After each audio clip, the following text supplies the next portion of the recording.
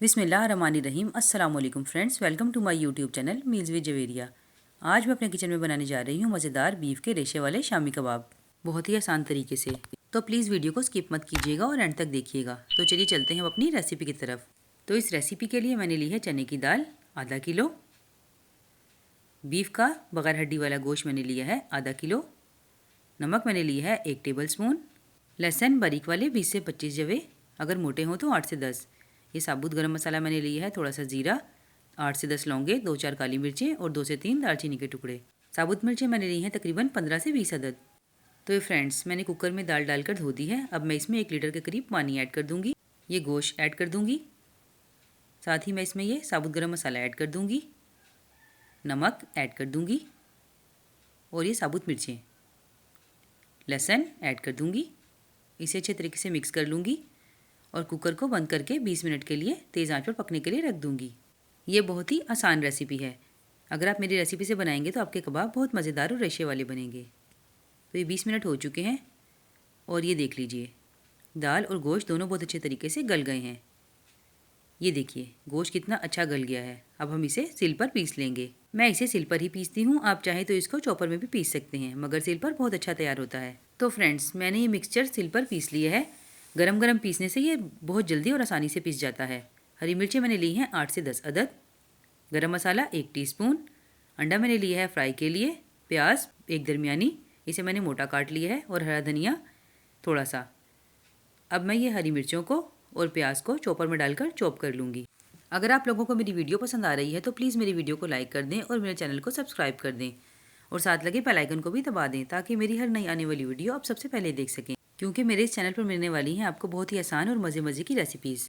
तो ये देखिए, प्याज और हरी मिर्चें फाइन चॉप हो गई हैं। अब हम इसको अपने मिक्सचर में ऐड कर देंगे। साथ ही हम इसमें ये गरम मसाला ऐड कर देंगे और इसे अच्छे तरीके से हाथ की मदद से मिक्स कर लेंगे। ये मिक्स हो गया है। अब इस स्टेज पर हम इसमें ये हरा धनिया ऐड कर देंगे और इसे भी अच्छे तरीके से मिक्स कर लेंगे। इस स्टेज पर आप इसका नमक चेक कर लीजिएगा। तो ये देखिए, मटेरियल मिक्स हो गया है। अब हम इसके कबाब तैयार कर लेते हैं। आपने इस तरीके से थोड़ा सा मिक्सचर हाथ में लेना है और इसे इस तरीके से गोल करते हुए, ये थोड़ा ज़्यादा हो गया है, इस तरीके से गोल करते हुए इसका एक बॉल तैयार कर लेना है। आप अपने टेस्ट के हिसाब से इसे बड़ा या छोटा रख सकते हैं और फिर इसे इस तरीके से हाथ की मदद से घुमाते हुए इसकी गोल टिक्की तैयार कर लेनी है। कुछ लोग शामी कबाब बिल्कुल पतले बनाते हैं और कुछ मोटे। आप अपने हिसाब से इसे बना सकते हैं और इसे फ्रीज़र में आसानी 1 से 2 माह के लिए फ्रीज़ कर सकते हैं। तो ये देखिए, एक कबाब तैयार हो गया है। अब इस तरीके से बाकी के भी रेडी कर लूँगी। तो ये देखिए फ्रेंड्स, मैंने फ़िलहाल के लिए थोड़े से कबाब बना लिए हैं, बाकी के मैं बाद में बना लूँगी।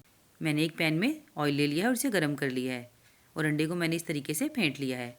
अब मैं इसे कबाब के साथ कोट करूँगी और इसे घी में डालकर फ्राई कर लूँगी। आँच को आपने बहुत तेज़ नहीं रखना।